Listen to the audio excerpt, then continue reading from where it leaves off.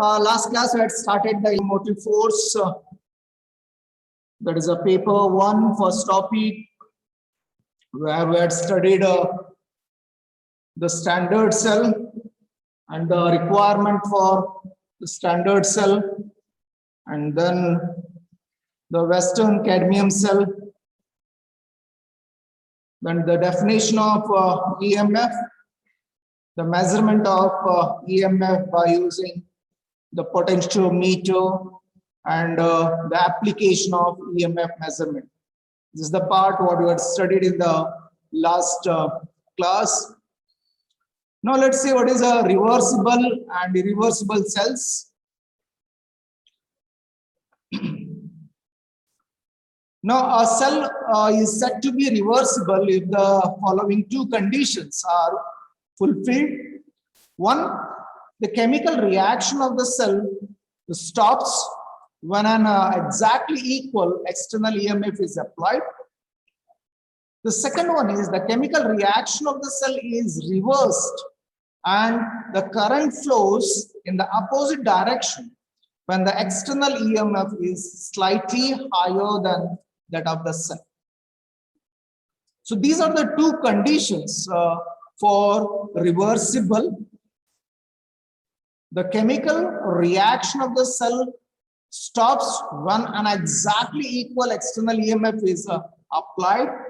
That what the principle we had used in the determination of the EMF by using Pogendorff compensation principle, where there is no current in the external circuit. That is, the second is the chemical reaction of the cell is reversed and the current flow in the opposite direction when the external EMF is slightly higher than that of the cell. Now, you know there are two different types of the cells, because you have one topic that is batteries, we will study later. Now you have a cell. Now for example, wall clock cell you just take. Now this is a cell is not reversible. It is an irreversible cell. So once the potential is consumed, you cannot reverse, you have to throw it out. But the cell, what you are using in your mobile phones, that is called as now batteries, okay, or you can call a cell also. No, it is reversible in nature. When your device is on, the cell is used its current, and hence the power is goes on, decreases, and when it comes to 10% or 15%, you are connected to a charging. When you connect it to the charging, the reverse process is taking place. The chemical reaction of the cell is reversed. As it is mentioned here, it is reversed and the current is flowing in the opposite direction. And because of that reason, the cell gets charged. So such as cells are called as the reversible cells.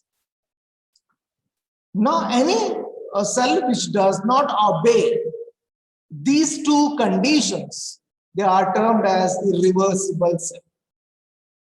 Now, as I have given the example, like the cell what we are using for a wall clock, which is irreversible, because as you use it after 6 months or 1 year, the cell EMF of the cell will be complete, then naturally the clock will be stopped and you have to throw it out and you have to go for the new cell. So such a cells are called as irreversible cell. We cannot reverse that, but the cells what we are using in your mobile phones, they are reversible in nature, and hence we can apply to the current and we can recharge it, and once again we can use it, and that we can do several times. Okay, a large number of times. As such, cells are called as the reversible cell. One very good example for the reversible cell is the Daniell cell. So this is a example for the Daniell cell. This is the Daniell cell. The zinc rod, copper sulfate, copper rod, and this is connected, and it gives volt of or EMF of 1.1 of the EMF it gives. Okay, so that is the reversible cell example for the reversible cell. Now, as you all are aware that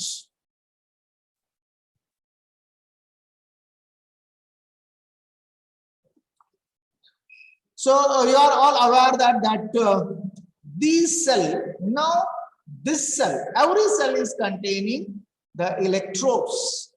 How many electrodes a cell is containing? A cell is containing 2 electrodes. One we call as the positive electrode, another we call as the negative electrode. So every cell is made up of 2 electrodes.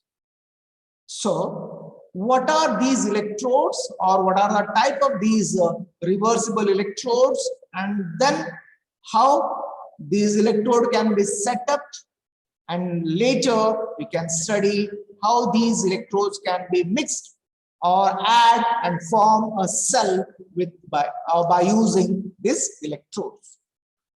Now, there are 4 or 5 different types of the electrodes are there. This is the types of reversible electrodes we are using in the cell.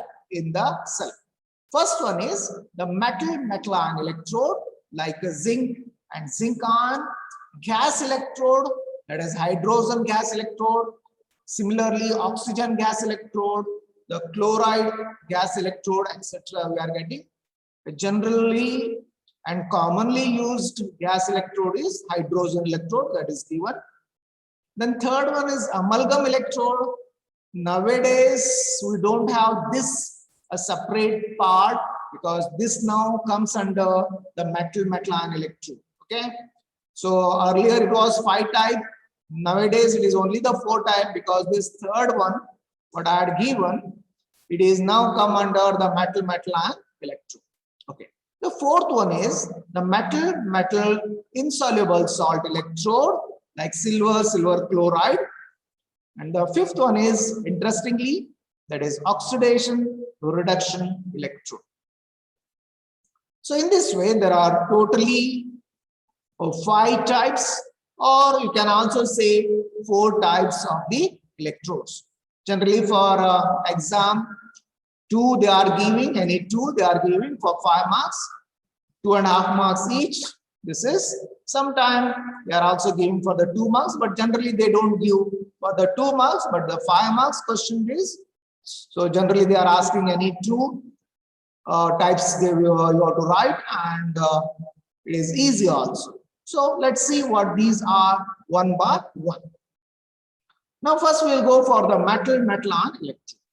So metal ion electrode is a simple type. It is the simplest type of the electrode, where the metal is in contact. This is the metal is in contact with its own ion in the solution, is called the metal ion electrode.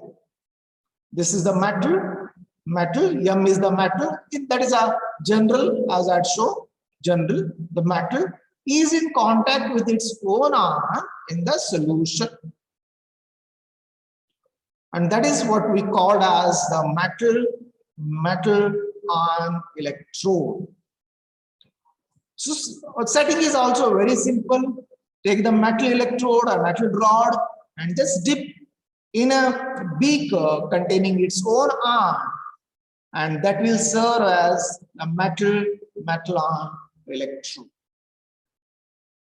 Now, the reactions for this, the metal ion, that is a metal ion plus electron giving what is called as the metal.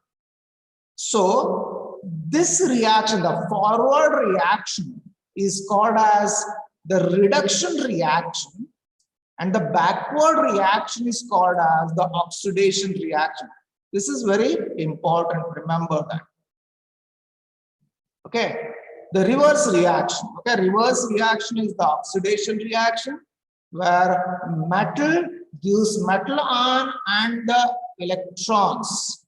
It is called as oxidation.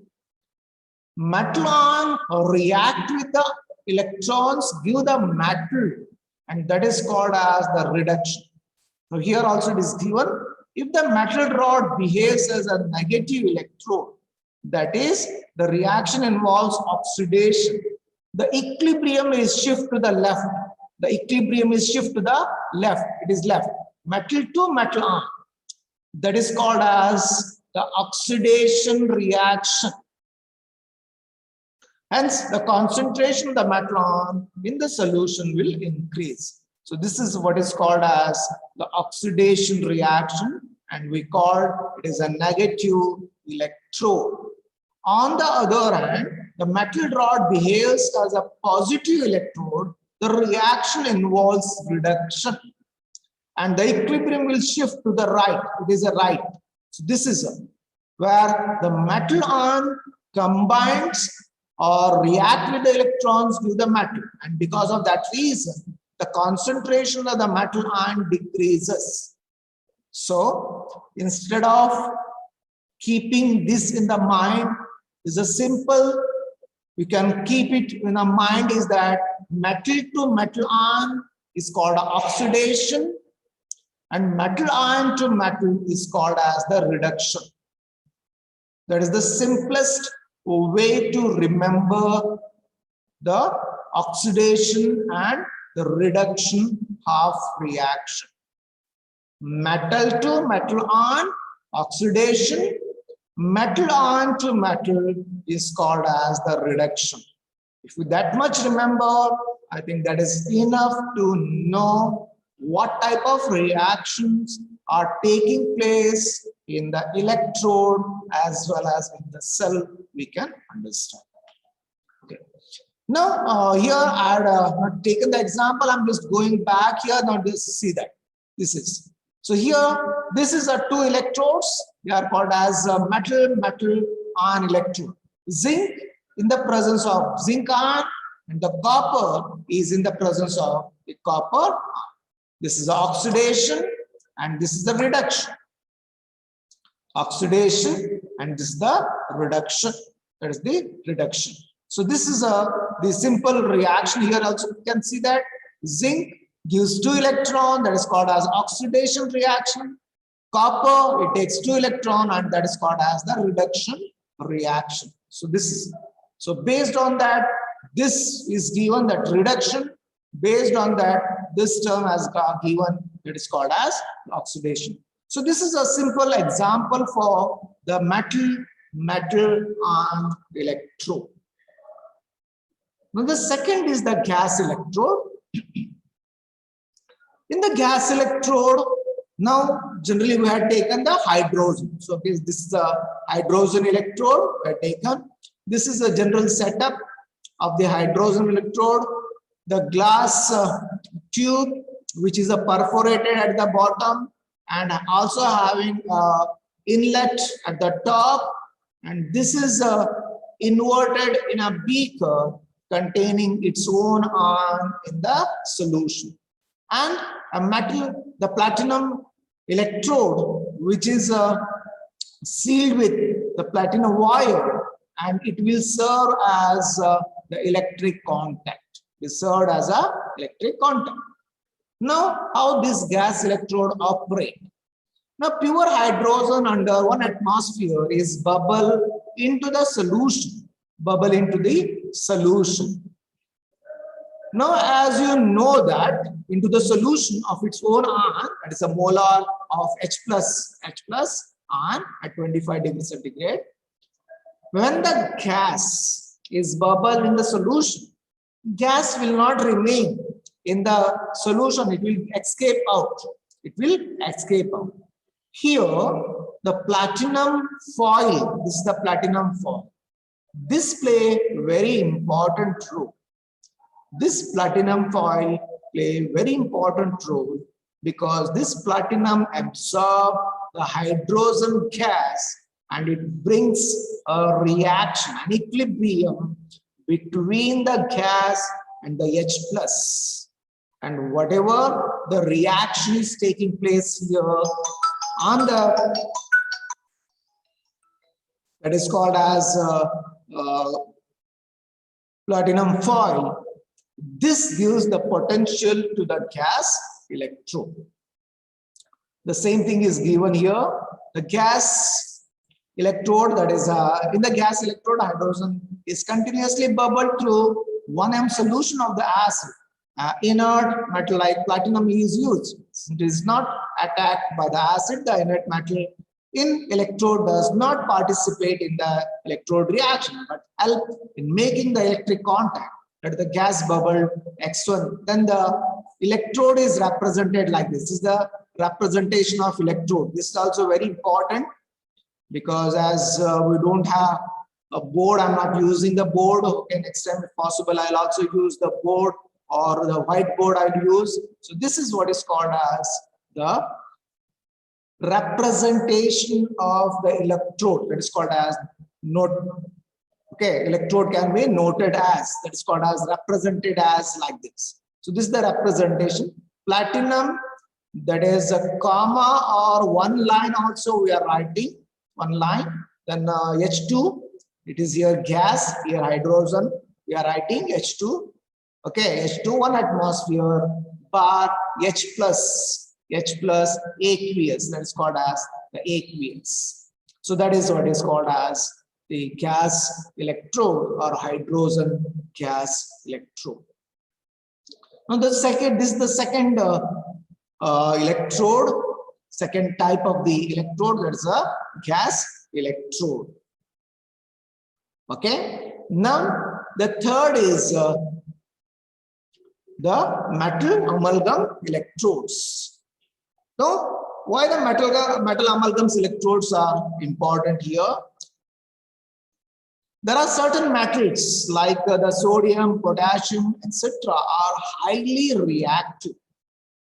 Okay, highly reactive. We cannot use it directly. I think you know when sodium piece is you just drop in the water, it reacts very vigorously with the water. Similarly, the potassium and many other metals which are highly reactive. And in such cases, if you want to use such a metal as an electrode, then these metals are converted into amalgams. They are called as metal amalgams. Here, amalgam means mercury. Amalgam means mercury. When the metal is mixed with the amalgam, the reactivity of the metal is decreased. The reactivity or activity of the metal is lowered by diluting the mercury. And hence, by directly using this metal amalgam, we can use as our electrodes. Here, it is absolutely same as the metal ion electrode. There is no difference. Only thing is that the metal is treated with the mercury just to lower its activity or decrease the reactivity of the metal. The activity and the electrode potential of highly reactive metal such as sodium, potassium, etc. are difficult to measure in aqueous solution. Hence, the activity of the metal is lowered by dilution with the mercury. Such electrodes are called as the metal amalgam electrode. And here you can see that metal, the mercury, metal ion. So here, the sodium treated with mercury, it's called as, and the sodium ion. And this is what is called as the sodium ion. This mercury is generally always written in the bracket. Generally here it is not written, but you have to write in the bracket. So generally we're writing in the bracket. And because of that reason, except the reactivity decreases, nothing else. It absolutely behaves as the metal ion electrode, nothing else, and only the activity of the metal is a little bit lowered by adding the mercury, and hence such electrodes are called as the metal amalgam electrodes. The metal amalgam electrodes. Now, as I said that nowadays this generally not using separately. This is now a part of what we call as the metal ion electrode. Under that, this is also taken. Only just to know that that is amalgams, because sometimes you are writing that like this and you should not be confused that why it is like that. So I had just made it separate, and I'll just explain to you what is called as the metal amalgam electrodes. Okay. The fourth one is the metal insoluble salt electrodes. This is a little complicated one. Here, a metal electrode is covered by the layer of an insoluble salt of the metal. Metal is in contact, covered or in contact, we can say. A metal is in contact with its own insoluble salt, and that is called as the insoluble salt of the metal. The electrolyte what we are using must have the cation, that positive ion, other than the metal, or it must have the same anion. Now here you can see that, for example, this is the electrode, silver chloride electrode. Silver chloride. Silver is the metal. Silver chloride is insoluble salt of the silver. Is insoluble salt. Silver chloride is insoluble salt of the silver metal. So it is called as metal insoluble salt electrode.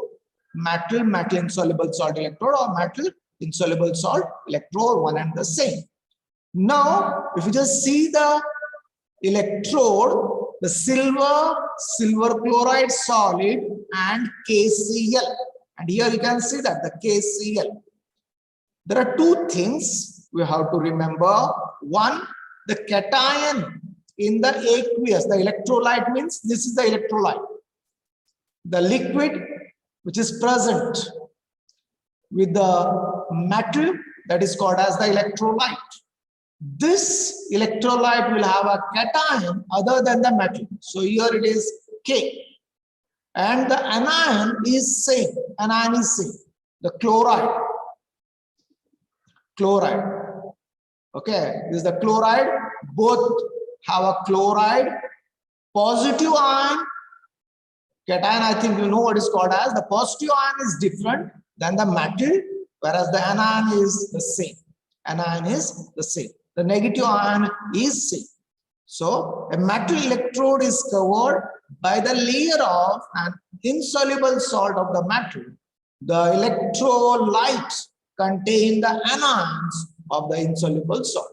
The electrolyte must contain the same anion, that is negative ion, that of the insoluble salt, this. So what are the reactions? Just don't worry about this equation, we'll study later, and what the equation will called also I'll tell you. So here you can see that the silver gives silver ion and the electrons. So if you just see the cursor, cursor, you just see the silver gives silver ion plus the electron. The silver ion, which is formed in the first reaction, it combines with the chloride, which is present in the aqueous solution here, in this here, gives the silver chloride as a precipitate. It gives a precipitate. Silver chloride is a precipitate, insoluble, it remains and it settles down at the base. So the overall reaction is the silver react with the chloride, giving you the silver chloride and the electron. Such type of electrodes are reversible with respect to the anions. They are reversible with respect to the anions. All are reversible. Metal ion electrode is reversible. Gas electrode is reversible. The metal amalgam electrodes are reversible. Metal insoluble salt electrodes are also reversible. But particularly here in the first three, they are reversible with respect to their ions, the metal ions or gas ions. But in case of the metal insoluble salt electrode or metal insoluble salt electrode, it is reversible with respect to the anion, and that's called as Cl minus. Reversible with respect to the Cl minus. So this is the little difference between the first three types or first two types, you can say, to the metal insoluble salt electrode. Now this is the fourth one. Now the last, as I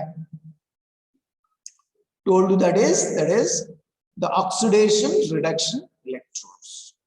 So in all the above examples, oxidation and the reductions are taking place in one direction. Means like oxidation from metal to metal ion, oxidation metal ion to metal, that is the reduction.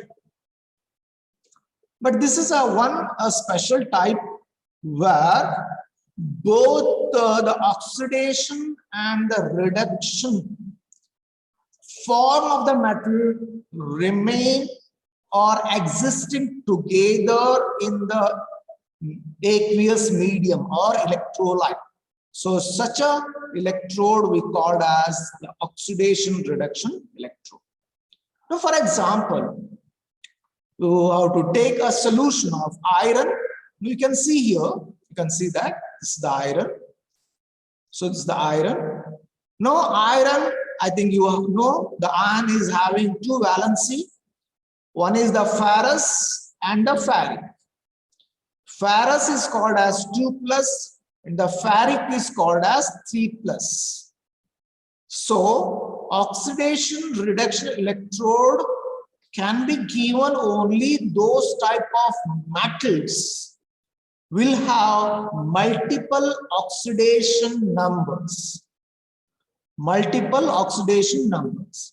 Like the iron is having Fe2+, Fe3+, the ferrous and ferric, the tin, Sn2+, Sn4+, copper, cuprous and cupric, copper 1+, copper 2+, and so on, like the chromium and so on. Particularly the D block elements, they are having multiple oxidation numbers. Such metals act as oxidation reduction electrode. Now what happens here is that this aqueous solution, this is the electrolyte. This electrolyte is containing both form. Fe2 also contained and Fe3 is also contained. Both are existing together in the same electrolyte. And the metal, what is used here is an inert metal, like a platinum metal, like that here it is mentioned like that. See, platinum is an inert metal which simply serves the electric contact. It don't have any other function in this particular type of the electrodes. This is the platinum foil, and this platinum will have just a function of electric contact, nothing else. But this electrolyte is containing both oxidation states like Fe2+ and Fe3. Now you can see that Fe3, it takes the electron, become Fe2, and this reaction, the forward reaction, is called as the reduction reaction. And the backward reaction is called as the oxidation reaction. Fe gives Fe3 and it liberates one electron. That is called as the oxidation reaction.